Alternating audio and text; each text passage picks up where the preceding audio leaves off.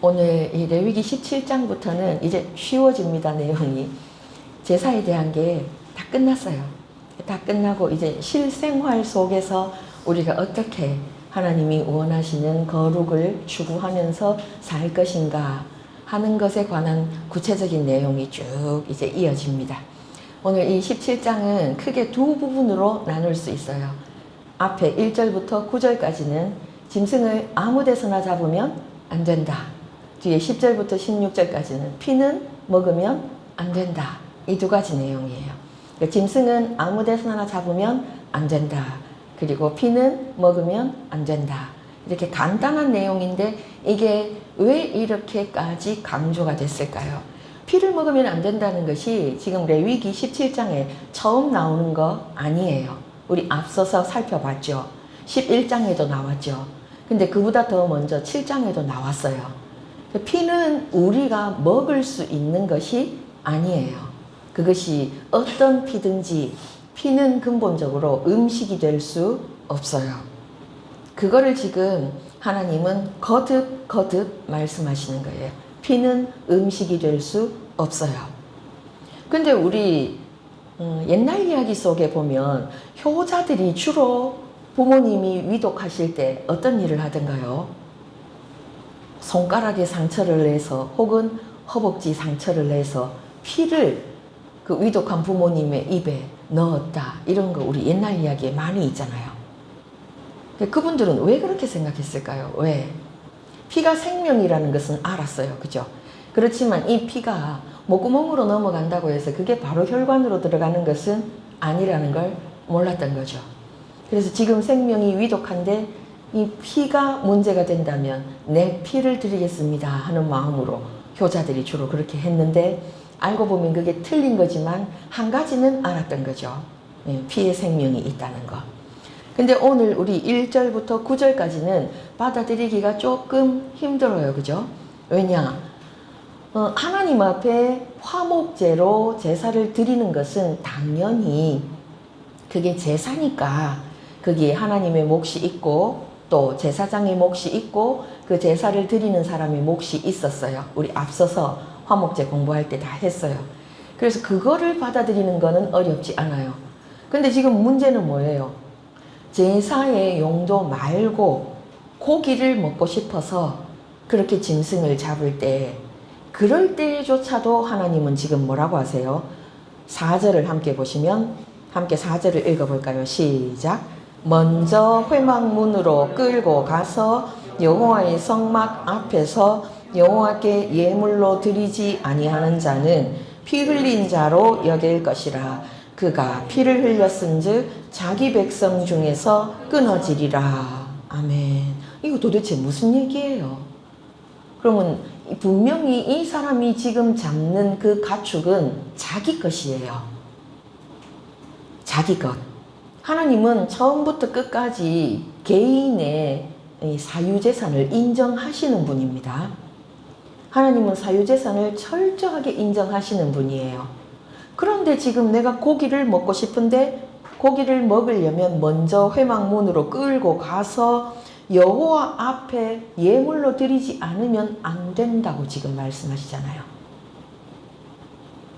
사유재산인데 지금 아니 내가 고기를 먹고 싶으면 그게 소든 양이든 내 건데 내 맘대로 잡으면 안 된다는 거예요? 왜 안 된다는 거예요? 사유재산을 인정하신다면서요. 인정하시는데 지금 왜 고기를 먹는 건 이게 안 된다는 거죠. 여기서 우리가 살펴봐야 될 게 있어요. 이것과 비슷한 내용인데 상당히 다른 내용이 또 성경에 나오거든요. 그것도 토라 안에요. 281면으로 가보시면 신명기 12장이 나옵니다. 281면으로 한번 넘겨보십시오. 신명기 12장 15절 16절 281면입니다. 다 찾으셨으면 15절 16절 함께 읽습니다. 시작.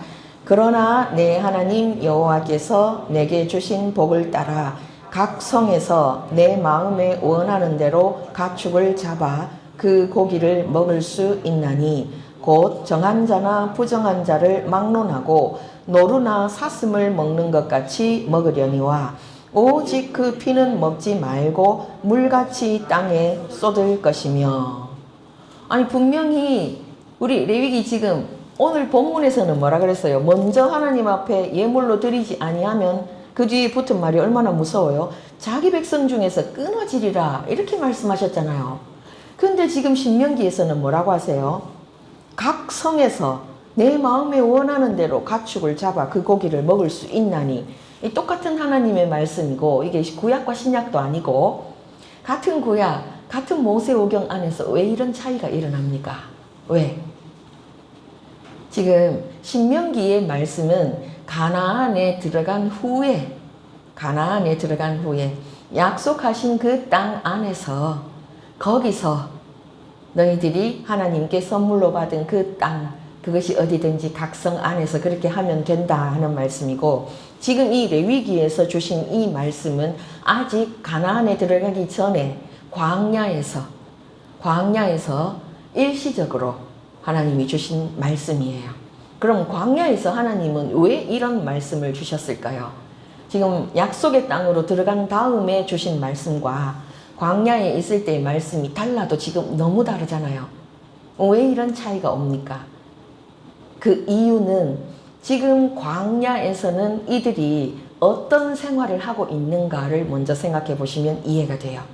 지금 이 사람들은 아직 약속의 땅으로 들어가지 못했어요.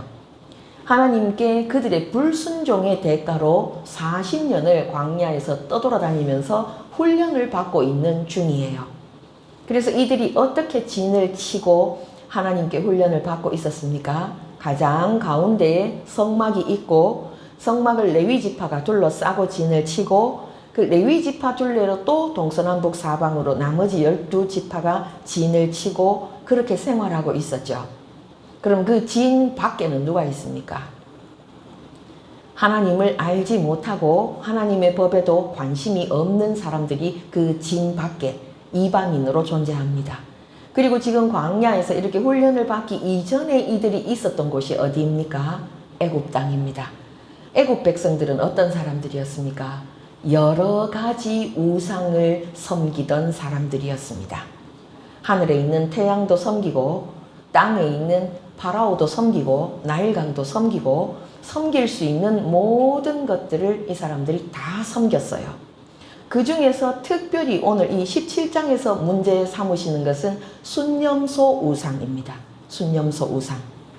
그래서 지금 뭐라고 말씀하세요? 먼저 하나님 앞에 예물로 드리지 않는 자는 어떤 자라고요? 피 흘린 자라고 말씀하시죠. 그럼 이 피 흘린 자라는 말은 다른 말로 바꾸면 우상 숭배한 자로 바꿀 수 있어요. 우상 숭배한 자. 그럼 어떻게 우상을 숭배했다는 말입니까? 그게 7절이에요. 7절을 보시면 그들은 전에 음란하게 섬기던 순념소에게 다시 제사하지 말 것이니라 하고 지금 레위기 17장 7절에서 말씀하십니다. 그럼 전에 음란하게 섬기던 순념소, 이게 뭐예요? 애굽이 우상으로 섬기던 판신을 말합니다. 그 판이 순념소 우상이에요. 그럼 이들이 애굽에 있을 때에 애굽 백성들과 동화되어서 하나님의 백성임에도 불구하고 뭐를 섬겼다는 거예요? 순념소 우상을 섬겼다는 거예요. 애굽 그러면 우리는 가장 먼저 떠올리는 우상이 뭐예요? 소, 그죠? 아피스를 떠올리잖아요. 근데 그것만 섬겼던 게 아니에요. 그 황소 우상을 섬겼던 그 흔적이 어디에 남아 있었던가요? 모세가 십계명을 받아서 내려올 때 40일 동안이나 안 내려오니까 아론이 백성들과 함께 만든 게 바로 그 송아지 우상이었죠. 아피스 우상이었죠. 그죠? 근데 그거 가지고 혼났잖아요. 아주 그냥 두 돌판도 깨뜨리고 막 그 소를 태워가지고 가루를 만들어갖고 백성들한테 다 먹이고 모세가 엄청나게 분노해가지고 그걸 깨뜨렸잖아요. 그런데 지금 이제 문제로 삼으시는 것은 뭐예요? 이 순념소 우상이에요. 그래서 이 순념소 우상, 그걸 이전에 너희들이 음란하게 섬겼다. 이때 음란하다는 단어는 가장 먼저 하나님 앞에서 하나님 아닌 것을 섬겼기 때문에 영적인 음란입니다. 이게 첫 번째 음란이고, 그렇지만 그게 끝이 아니에요. 우상을 섬길 때 꼭 마지막에 따라 붙는 것이 육체적인 음란입니다. 그래서 그 두 가지를 지금 다 말씀하시는 거예요. 너희가 하나님 아닌 것을 하나님으로 섬겼다. 그리고 그 우상 숭배 제의의 끝에 꼭 육적인 음란도 따라 붙었다. 그 두 가지를 지금 다 말씀하시는 겁니다. 그래서 그 두 가지를 다 지금 뭐라는 거예요? 하지 마라. 그럼 안 하려면 어떻게 해야 되느냐? 지금 이들이 애굽 땅에서 얼마 동안 노예 생활을 했습니까? 400년이에요. 그죠? 정확하게 400년은 아니죠. 이 요셉이 죽은 후에 새로운 왕조가 일어난 다음부터 종살이를 했으니까 정확하게 400년은 아니지만, 이들이 총 애굽에 머물렀던 횟수가 430년이고 그 중에 얼마간의 기간을 뺀다고 하여도 거의 400년 정도 종살이를 했단 말이에요. 그렇게 종살이를 하면서 자연스럽게 그들에게 무엇이 스며들어 온 겁니까? 애굽의 우상 숭배 문화가 스며들어 온 거예요. 몸에 뺀 거예요. 이들이 애굽에 살 때에도 하나님을 완전히 버리지는 않았어요. 그렇지만 양다리 혹은 그보다 더 많은 다리를 걸치고 있었던 것이 그들의 현실이었어요. 문제가 뭐예요? 하나님만 섬기는 게 아니라 하나님도 섬겼다는 게 문제죠. 그래서 지금 하나님은 모세를 통해서 명확하게 말씀하시는 거예요. 너희들이 전에 음란하게 순념소 섬겼는데 이제 그거 다시는 섬기지 마라. 다시는 섬기지 마라. 그럼 이들이 다시는 섬기지 않으려면 지금까지 뼛속까지 들어와 있는 그 문화를 자기들 몸 밖으로 밀어내려면 어떻게 해야 된다는 거예요? 여호와의 성막 안으로 들어와서 성막을 중심으로 하는 이 문화 속에 끊임없이 나를 노출시키라는 거예요. 계속해서. 이 신앙생활이라는 것이 혼자 하기가 쉽지 않습니다. 교회가 필요 없다고 주장하는 사람들이 가끔 있죠. 나 혼자 집에서도 예배 잘 드린다고 하는 사람들이 가끔 있죠. 우리가 그 사람을 잘 모르니까 어느 정도 잘 드릴 수도 있겠죠. 그렇지만 완전할 수는 없습니다.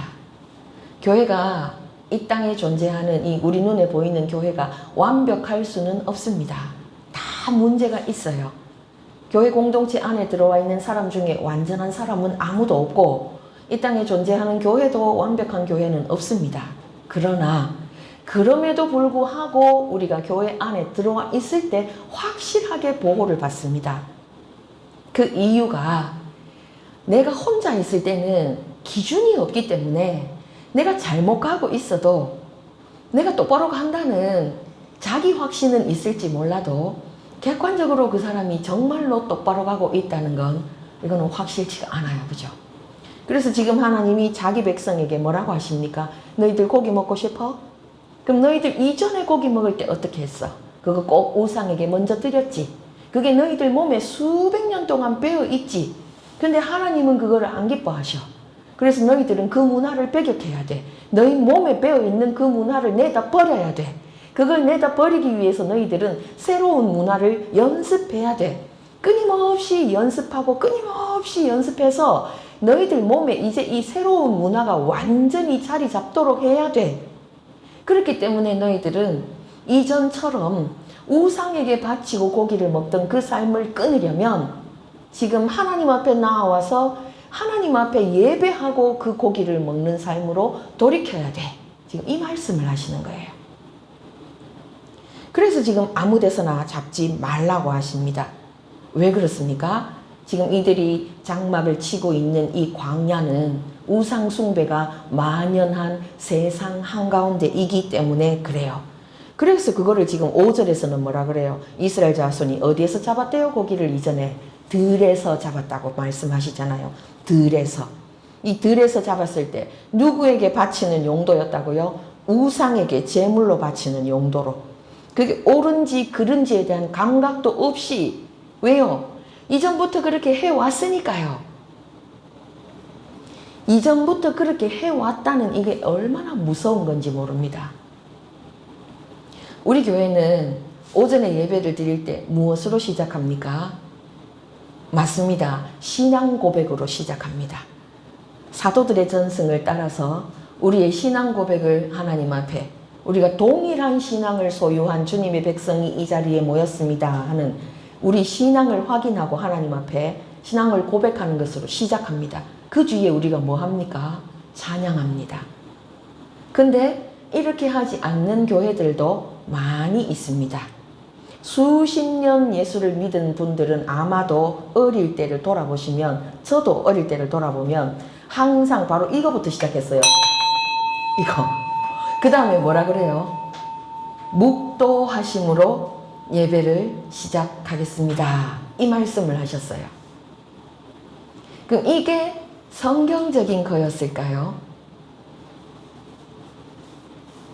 잘 모르시겠죠? 저도 신학교 가서 배우기 전에는 몰랐습니다. 이거 성경적이지 않습니다. 그럼 성경적이지 않은 것이 특히 한국 교회 안에 들어와 있는 이유가 무엇입니까? 이게 언제 들어왔습니까? 이 기원이 뭡니까? 이게 일제시대입니다.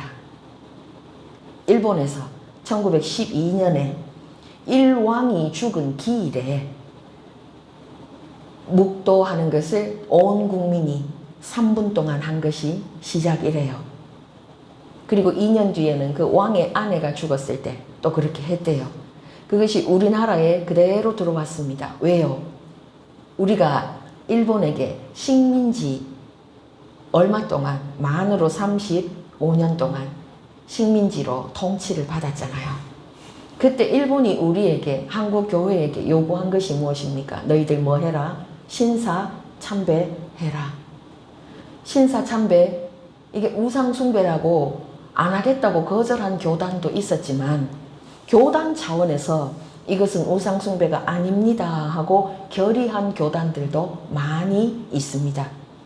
이것이 나중에 해방 후에 교단이 갈라지는 원인이 되기도 했어요. 신사 참배를 했느냐 안 했느냐를 기준으로.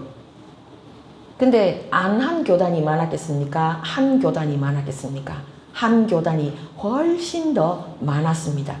그래서 일제시대 때 예배를 드릴 때는 어떻게 했습니까? 먼저 묵도를 했습니다. 누구에게요? 일본이 요구하는 대로 신사에. 신사 참배를 먼저 하고, 일본 왕이 먼저였어요. 일본의 그 신사가 먼저였어요. 거기 먼저 하고 그 다음에 누구에게 예배를 한 겁니까? 하나님 앞에 예배를 한 겁니다. 이게 가능합니까? 가능하지 않습니다. 이거는 명백하게 잘못한 것입니다.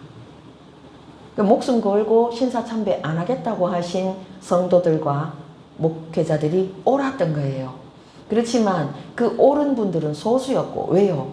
잡혀가서 고문을 당하고 실제로 교회들이 핍박을 많이 받고 교회 문을 닫아야 되니까. 그래서 다수는 타협을 했어요.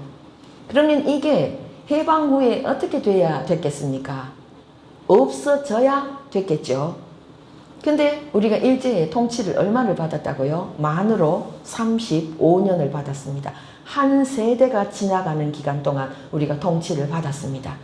그래서 그것이 한 세대가 흐르도록 통치를 받는 가운데 우리의 문화의 일부분이 되어버렸어요. 그래서 더 이상 신사에 참배를 하지는 않지만 예배의 형식 가운데는 오래 남아 있었습니다. 오래 남아 있었습니다. 지금은 이제 교단들이 굵직굵직한 교단들도 나서서 이것이 잘못되었다 하고 교단에서 발행하는 예배 예식서가 따로 있거든요. 책이. 그 책에서도 이 묵도는 빼는 교단들이 많습니다. 그렇지만 교단에서는 그렇게 뺐더라도 실제로 교회 현장에서는 어떨까요? 수십 년 그렇게, 그게 어디서 왔는지는 모르지만 전통적으로 해왔다고 믿어지잖아요. 그렇게 믿어지기 때문에 그것이 옳고 그르다는 생각조차 하지 못하고 원래 그렇게 한 것으로 받아들여 버리죠. 거기다가 이게 왠지 경건해 보이잖아요. 타종을 딱 하고 나서 묵도하심으로 예배를 시작하겠습니다. 이러면 왠지 막 거룩해 보이고 경건해 보이고 내가 그렇게 하면 하나님이 내 예배를 더 잘 받아주실 것 같고 우리 그런 마음이 들잖아요. 이게 문제라는 거예요. 우리 보세요. 불과 35년 다스림을 받았지만 지금 거기서 못 벗어나고 있는 교회들이 굉장히 많잖아요. 이 기원을 살피지도 않잖아요. 그럼 이스라엘 백성이 종으로 얼마를 살았다고요? 400년을 이집트에서 살면서 그 이집트에서 수백 년 대를 이어 또 대를 이어 내려오는 동안에 그 이집트인의 문화에 동화되었던 것이 이것이 옳으냐 그르냐에 대한 생각이 그들 가운데 있겠습니까? 지금처럼 기록된 성경을 집집마다 개인별로 다 가지고 있는 목회자들은 10권 넘게 종류가 다 다른 성경을 집에 가지고 있는 이런 상황이 이때는 아니잖아요. 성경 한 권도 없습니다. 어떤 집에도 없습니다. 아무도 성경 한 권도 없는 집에서 이게 기준인지 이게 따라야 되는 전통인지 이게 옳은지 그른지도 모르는 그 백성들이 눈만 뜨면 보는 게 뭐예요? 애굽의 문화예요. 그러니까 그 사람들 뼛속까지 배어있던 그 문화를 하나님 앞에 꺼내놓고 하나님 이것이 맞습니까? 이것이 옳습니까? 이것이 우리가 수백 년 동안 해온 전통이기는 한데 이게 정말 맞습니까? 하고 물어볼 생각조차도 못하고 지나왔다는 거죠. 그들만이 아니라 누구도요? 우리도요. 그리고 그거를 알게 돼도 이게 일제시대의 잔재라는 것을 알게 돼도 여기서 벗어나는 거 굉장히 어렵습니다. 왜 그런지 아십니까? 교회들마다 담임 목사님이 어떤 일에 대해서 한 가지 결정을 해도 그게 어디에서 통과가 돼야 됩니까? 다음 회에서 통과가 돼야 됩니다. 장로님들이 뼛속 깊이 이것이 옳다, 이것이 전통이다 믿고 있는 교회들에서 목사님이 아무리 이게 비성경적입니다. 이거 우리 전통 아닙니다. 선교사들은 이렇게 가르치지 않았습니다. 예수님도 이걸 원하시지 않습니다. 해도 그렇지만 이게 뭐 꼭 잘못됐습니까? 뭐 우리 마음이 다르면 되는 거 아닙니까? 아, 옆에 교회도 하는데요. 이러면 이기기가 굉장히 어려워요. 그래서 그냥 계속 흘러가는 경우도 많습니다. 지금 우리는 성경을 가지고 있고 이 기록된 성경으로 읽으니까 몇 줄 안 되니까 이스라엘 백성이 정말 어리석어 보이고 왜 이런 바보 같은 짓을 해가지고 하나님 마음을 아프게 하지? 이해가 안 될 때도 있는데 이들이 수백 년을 어떻게 살아왔는지 어떤 상황 가운데 어떤 핍박과 어떤 유혹 가운데 하나님을 믿어왔는지를 생각해 보면 이게 우리가 그 자리에 있었어도 이들과 다를 바 없었을 거라고 인정을 하게 돼요. 그래서 지금 하나님이 뭐라고 하시는 거예요? 너희들 이제 종 아니야. 너희들이 수백 년 아무 생각도 없이 따라했던 그거 옳은 거 아니야. 너희 몸에 밴 세대를 이어 내려오면서 너희 몸에 뼛속 깊이 배어있던 그 문화 이제 내다 버려야 돼. 근데 이렇게 말해도 지금 기록된 성경이 이때는 없으니까 기준이 없으니까 오늘은 들어서 맞는 것 같은데 내일은 또 까먹는단 말이에요. 그래서 하나님이 어떻게 하세요? 이제 고기 잡으러 올 때마다 성막으로 와라. 이 고기 잡으러 올 때마다 누구 앞에서 잡아라? 하나님 앞에서 잡아라. 너희들 이 고기 잡는 거 누구를 위해서 잡는 거니? 순념소를 위해서 잡는 거 아니다. 하나님을 위해서 잡는 거다. 이렇게 지금 가르치시는 거예요. 얼마 동안을요? 40년 동안을요. 한 세대가 완전히 변할 때까지요. 거듭 가르치시는 거예요. 그래서 지금 여기 와서 잡아라. 여기 와서 잡아라. 너희들 누구에게 바치냐 그 고기. 누구에게 바치냐. 근데 이게 이 세대에서 끝나지 않았어요. 여러분 신약에 사도 바울이 고린도 교회에게 한 얘기가 있죠. 뭐라고 해요? 나는 평생 뭐를 안 먹겠다? 고기를 안 먹겠다. 왜요? 채식주의자라서요? 아니요. 그 당시에 시장에 내다 파는 고기가 먼저 우상에게 바쳐진 고기이기 때문에 그래요. 신약 시대조차도 고기는 먼저 누구에게 바쳐졌습니까? 우상에게 바쳐졌습니다. 우상에게. 우상에게 바쳐진 고기가 시장에 유통이 됐단 말이에요. 그럼 이 옛날에는 얼마나 더 심했겠습니까? 그래서 그 몸에 뺀 문화, 그 물 빼는 거예요, 지금 하나님이. 성막에 와서 잡아야 돼. 여호와 앞에서 잡아야 돼. 예물로 먼저 드려야 돼. 한두 번 얘기해서 못 알아들으니까 40년을 반복하시는 거예요. 고기는 그렇게 잡는 거야. 누구를 위해서 잡는 거야? 순념소 위해서 잡는 거 아니야. 하나님 위해서 잡는 거야. 순념소에게 바치는 거 아니야. 하나님에게 바치는 거야. 너희들이 고기 먹고 싶은 그 욕망이 우선이 아니야. 하나님이 우선이야. 지금 이렇게 반복해서 가르치시는 거예요. 그 애굽의 풍습 너희들이 버려야 돼. 너희 삶의 우선순위가 뭐니? 하나님이야. 하나님께 먼저 바치는 거야. 너희들의 예배, 하나님께 너희 자신을 바치는 마음으로 하나님께 먼저 드리는 것. 너희들이 그저 몸이 와서 가만히 있는 것이 아니라 너희 자신을 온전히 바치는 것. 그것이 하나님이 원하시는 예배야. 이렇게 계속해서 가르치시는 거예요. 그래서 신약으로 가면 에베소서 5장 2절에서도 뭐라고 말씀하세요? 예수님께서 자기의 몸을 향기로운 생축으로 하나님 앞에 바치셨다고 하잖아요. 그게 이 말입니다. 그래서 하나님이 이 말을 안 들으면 안 되니까 뭐라고 말씀하시는 거예요? 너희들 백성 중에서 끊어질 거야. 이 정도 해야 말 듣잖아요. 너희 백성 중에서 끊어질 거야. 백성 중에서 끊어질 거야. 회막문에 가지고 와서 여호와 앞에서 잡지 아니하면 너는 영원히 하나님의 백성에서는 끊어질 거야. 이렇게 말씀하시는 거예요. 근데 이것이 이스라엘 백성에게만 해당되는 것이었나? 아니에요. 8절을 보시면 이스라엘 집 사람이나 혹은 그들 중에 거류하는 거류민이나 똑같아요.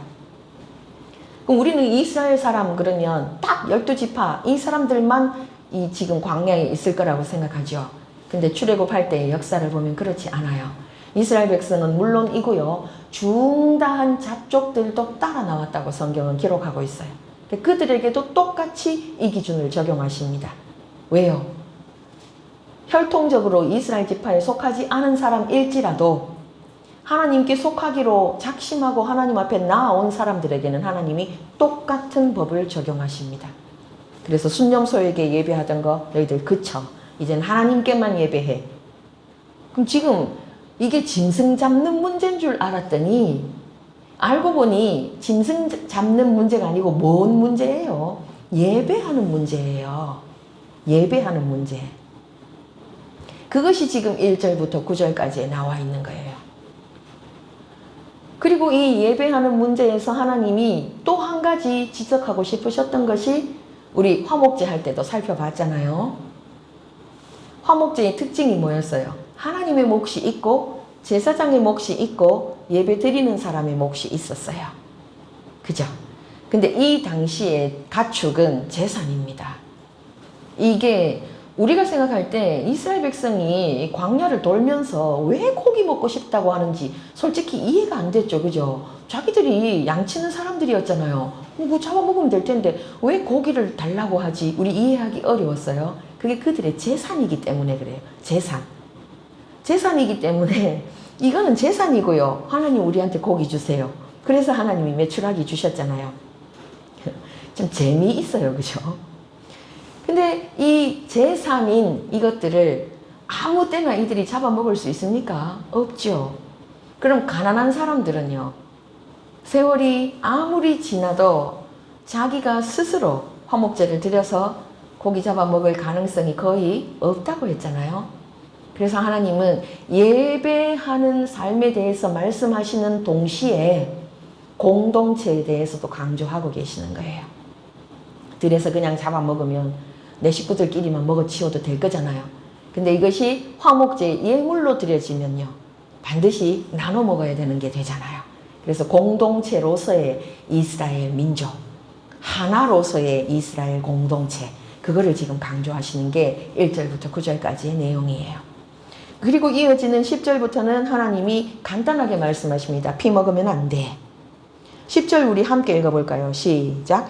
이스라엘 집 사람이나 그들 중에 거류하는 거류민 중에 무슨 피든지 먹는 자가 있으면 내가 그 피를 먹는 그 사람에게는 내 얼굴을 대하여 그를 백성 중에서 끊으리니. 아멘. 너무 무섭지 않아요? 지금 무슨 피든지 먹으면 어떻게 한대요? 하나님의 얼굴을 대하여 그를 백성 중에서 끊어버리시겠대요. 왜 이렇게까지 무섭게 말씀하십니까? 우리 앞서서 11장에서 이스라엘 백성이 먹을 수 있는 것과 먹을 수 없는 것을 하나님이 가르치셨죠. 정한 것이 있었고 부정한 것이 있었어요. 그리고 정한 것 중에서도 예물로 드릴 수 있는 것이 있었고 없는 것이 있었죠. 그렇게 삼중 구조가 있다고 우리 기억나시죠? 그죠? 예물로 바칠 수 있는 게 있고 먹을 수 있는 게 있고 먹을 수 없는 게 있었어요. 먹는 거 얘기를 하나님이 11장에서 굉장히 구체적으로 길게 말씀하셨거든요. 왜 그렇게 하셨을까요? 먹는 것이 중요한 이유는 내가 무엇이든지 그것을 먹으면 내 몸 안에 들어와서 내가 먹은 것과 나 자신이 하나로 연합을 합니다. 내가 먹은 것과 나 자신이 하나가 돼요. 내 몸 안에 그것이 흘러 들어오게 됩니다. 하나가 됩니다. 하나. 그러면 피를 먹지 말라는 말씀은 뭐를 먹지 말라는 거예요? 지금 사람 피를 먹지는 않잖아요. 동물의 피를 먹죠. 그럼 내가 먹는 그 동물의 본성이 내 안에 들어온다는 거죠. 나는 사람인데요. 나는 사람인데 내가 무슨 동물이든지 그 동물의 피를 먹으면 그 동물의 본성이 내 안에 들어와요. 이것을 하나님이 기뻐하셨을까요? 기뻐하셨을 리가 없어요. 왜요? 우리는 하나님의 형상대로 지음받은 존재고 동물은요, 하나님의 형상대로 지음받은 존재가 아니에요. 그래서 무슨 피든지 그 육체를 가진 동물의 생명이 그 피에 있는데 그 생명이 우리 안에 들어오면 그 생명과 내가 연합하기 때문에 하나님은 그걸 싫어하십니다. 그럼 거룩이라는 것은 뭐겠어요? 우리 몸이 우리 영과 혼을 담고 있는 그릇이죠. 이 그릇이 깨끗함을 유지하는 게 거룩입니다. 출발입니다. 그게 우리 몸의 출발, 거룩의 출발. 그래서 내 몸을 지키지 못하면 하나님 앞에 가까이 나아가는 것도 어렵습니다. 그래서 내가 범죄하는 자리에 내 몸이 가면 하나님께로 돌이키기가 어렵죠. 반대로 예배하는 자리에 내 몸이 가면 하나님께 가까이 가기가 쉽겠죠. 그래서 지금 하나님은 피를 먹으면 안 된다고 이렇게 무섭게 말씀하시는 거예요. 내가 너를 백성 중에서 끊어버리겠다. 그 피가 지금 위에서 순념소에게 먼저 바쳤다 했잖아요. 그럼 바쳐진 그 동물의 피가 나를 그 바쳐진 우상과 하나로 엮어버리기 때문에 그래서 동물에게 먼저 우상으로 바쳐서도 안 되고 그 피를 먹어서도 안 되는데 11절에는 무슨 말씀을 하시는가 함께 읽어보겠습니다. 시작. 육체의 생명은 피에 있음이라. 내가 이 피를 너희에게 주어 제단에 뿌려 너희의 생명을 위하여 속죄하게 하였나니 생명이 피에 있으므로 피가 죄를 속하느니라. 아멘. 지금 한 번 더 알아듣게 말씀하세요. 육체의 생명이 피에 있다. 그럼 내가 그 피를 먹어버리면 그 육체의 생명을 내가 먹는 것인데 내가 이 피를 너희에게 주었다. 너희가 우리잖아요. 우리에게 주어서 제단에 뿌려. 요거는 의역이에요. 원문에는 뿌려라는 단어는 없어요. 그럼 원문대로 번역하면요. 제단에 주었다는 거예요. 피를. 제단에 주어서 우리의 생명을 위해서 속죄하게 하는 용도로 주셨다는 거죠. 피를 주신 목적이 뭐예요? 속죄하는 것입니다. 피의 1차적인 용도가 뭐예요? 생명을 유지하는 것입니다. 2차적인 목적이 뭐예요? 속죄하는 것입니다. 이 두 가지 용도를 벗어나면 그것은 범죄하는 것입니다. 그래서 그래서 육체의 생명을 유지해야 되는 이 피가 몸 안에 있을 때는 정하지만 우리 앞서서 계속 살펴봤죠. 이 피가 몸 밖으로 나오면 어떻다고 했어요? 부정하다 했죠. 있어야 할 자리를 벗어났기 때문에.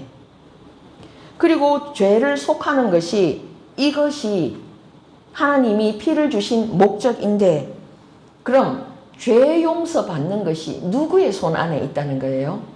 생명을 주신 하나님의 손 안에 있다는 거예요. 죄 용서 받는 길은 하나님의 손 안에 있습니다.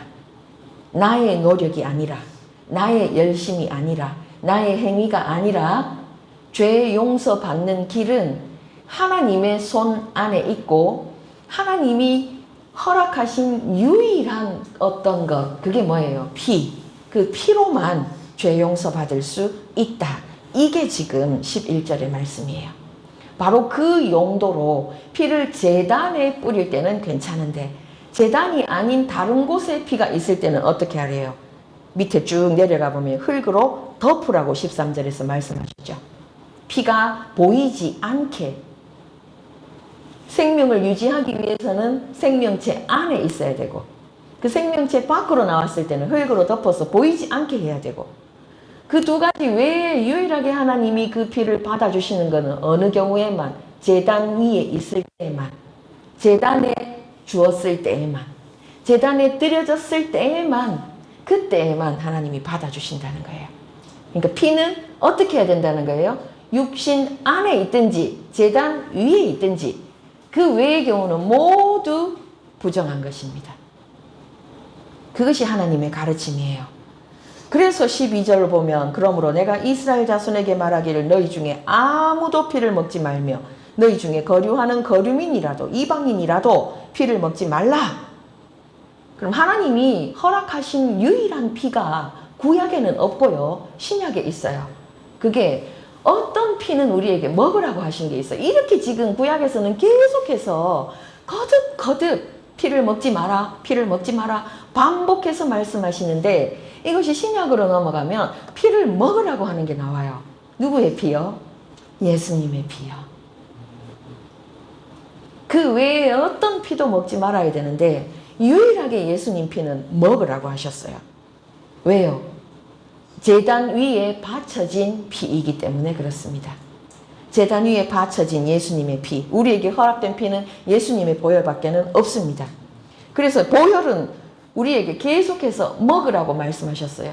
예수님이 친히 하신 말씀이 뭐예요? 이 내 살과 피를 먹지 않으면 나와 관련이 없다 하셨죠. 구원받지 못한다고 하셨죠.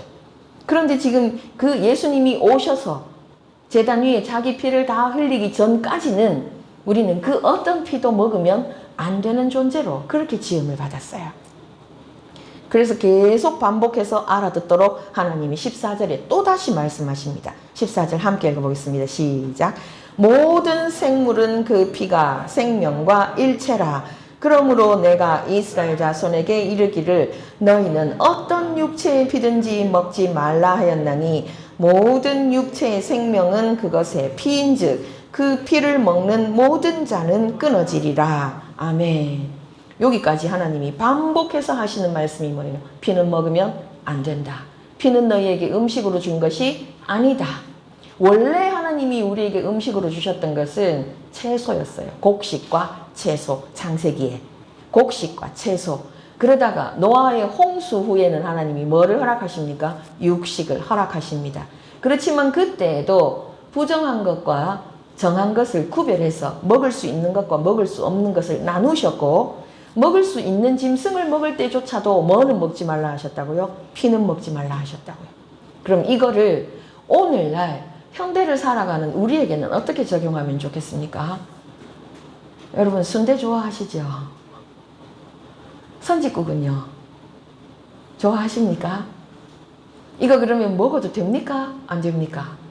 우리는 이게 제일 궁금하잖아. 구약은 뭐 관심 없고 먹어도 돼요? 안 돼요? 결론을 말하면 순대 먹어도 됩니다. 선짓국 드셔도 됩니다. 그렇지만 권하고 싶지는 않습니다. 좋아하셔서 드시는 것은 개인의 자유이나 권하고 싶지는 않습니다. 그렇지만 지금도 여전히 절대로 먹지 말아야 할 것이 있습니다. 피 중에서. 어떤 피입니까? 생피는 먹지 말아야 됩니다. 한때 우리나라에서 이 익힌 피 말고요, 생피 많이 먹었습니다. 어떤 동물의 피를 먹었습니까? 사슴이요. 사슴피 엄청 많이 옛날에 먹었죠. 제가 옛날에 아는 어떤 사모님도 그 사슴피를 파는 분이 계셨어요. 사슴피 생으로 우리 민족이 참 많이 먹었습니다. 그거 안 됩니다. 혹시라도 예전에 예수 믿기 전에 모르고 생으로 사슴피를 드신 분이 계시면 회개하시면 됩니다. 하나님, 내가 그때는 하나님도 모르고 이런 법도 몰라가지고 그 피가 어떤 건지를 몰라서 내가 먹었습니다. 내가 잘못했습니다. 회개하시면 되고, 앞으로도 영원히 살아있는 동물의 피는 드시지 마십시오. 그게 이제 익힌 피는 다르죠, 그죠? 익힌 피는 다르지만 그건 개인의 취향이지만 권하고 싶지는 않습니다. 그것이 저의 의견입니다. 생피 안 된다는 건 저의 의견이 아니고 다 인정하시는 의견이고, 안 드시는 게 더 좋겠다, 익혀도. 요건 저의 의견입니다. 드셔도 무방합니다. 그 다음에 15절 16절은 또 딴 얘기를 하십니다. 스스로 죽은 것이나 들짐승에게 쭉 찢겨 죽은 것의 고기는 먹으면 된대요, 안 된대요? 앞에서 우리가 먼저 살펴봤었어요. 원래 먹으면 안 됩니다. 그걸 이방인에게는 팔 수 있어도 예수 믿는 우리에게는 하나님 먹지 말라고 하신 거거든요. 그럼 왜 먹지 말라고 하셨죠? 하나님의 백성으로서의 품위를 유지하기를 원하십니다. 그것이 첫 번째 이유입니다. 좀 전에 말씀드렸잖아요. 우리가 무엇을 먹든지 먹는 것과 내가 하나가 된다 그랬죠. 이거를 예수님을 모르는 사람들도 알아요. 그래서 먹는 것이 당신입니다 하는 그런 말도 있잖아요. 우리가 무엇을 먹든지 먹는 게 나다. 먹는 것이 나를 이룬다. 그렇게 얘기하잖아요. 똑같아요. 우리가 그거 안 먹어도 안 죽거든요. 그래서 어지간하면 품위 있게, 예수 믿는 사람으로서 품위 있게, 그것이 첫 번째 이유이고, 그 다음에 스스로 죽은 것이, 이때는 과학이 발달하기 전이니까 무슨 이유로 죽었는지 알 수 없죠. 전염병으로 죽었을지, 뭐 어떻게 죽었을지, 뱃속에 기생충이 너무 많아서 죽었을지 우리 모르잖아요. 그래서 위생적인 이유로도 안 먹는 것이 좋습니다. 그렇지만 뭐 어쩌다 보니 먹었다. 그럼 어떡할까요? 먹었다고 하나님이 이 뒤에 너의 백성 중에서 끊어지리라 이렇게는 말씀 안 하시죠. 대신 뭐라고 말씀하세요? 그의 옷을 빨고 물로 몸을 씻을 것이며 저녁까지 부정하다. 저녁까지 부정하다. 그럼 부정한 것이니까 안 먹는 것이 좋다. 그것을 말씀하시고, 근데 그 뒤에는요, 16절은 무서운 말씀을 하십니다. 그가 만약에 옷을 빨지 않거나 몸을 물로 씻지 않으면요, 그가 죄를 담당하리라 이렇게 나와 있어요. 이 죄를 담당한다는 게 어떤 겁니까? 하나님이 벌을 주시겠다는 거죠. 형벌을 담당해야 된다는 것입니다. 하나님이 철저하게 우리를 어린아이 가르치시듯이, 너희들 지금까지 수백 년 너희 몸에 배어 있었던 거, 그거 잘못된 게 있으면 지금 돌이켜야 돼. 어느 만큼 돌이켜야 돼? 너희 몸에 뵐 때까지 반복해서 너희의 습관이 되도록 돌이켜야 돼. 그것을 말씀하시고, 어떤 경우에도 하나님께 속한 백성으로서의 품위를 지키는 식생활을 해야 돼. 너희 거룩이라는 것이 가장 먼저 너희 몸을 지키는 것에서 출발해. 이것을 지금 말씀하시는 거예요. 그래서 피 정리하자면, 피는 생명의 존엄성 입장에서 접근을 해야 되고, 두 번째는요, 속죄의 신성함 측면에서 접근을 해야 됩니다. 그래서 오늘날은 어떻게 해요? 피를 먹는 것이 하나 허락된 것이 있다. 누구의 피? 예수님의 피. 그리고 나머지는요, 허락되지 않았다. 이 본질은 수천 년이 지난 지금에도 예수 믿는 우리에게 여전히 유효합니다. 그래서 우리 생명을 살리기 위해서 예수님이 흘리신 보혈은 날마다 드십시오. 날마다. 성찬식 할 때만이 아니라 매일매일 아침마다 눈을 뜨면 다시 예수님의 보혈을 여러분의 것으로 취하십시오. 그러나 그 외의 피는 어떤 피도 나와는 무관한 것으로 여기십시오. 그것이 우리 하나님이 이 17장을 통해서 가르치시는 거예요. 우리가 이것을 마음에 품고 이 시간 함께 기도하시겠습니다.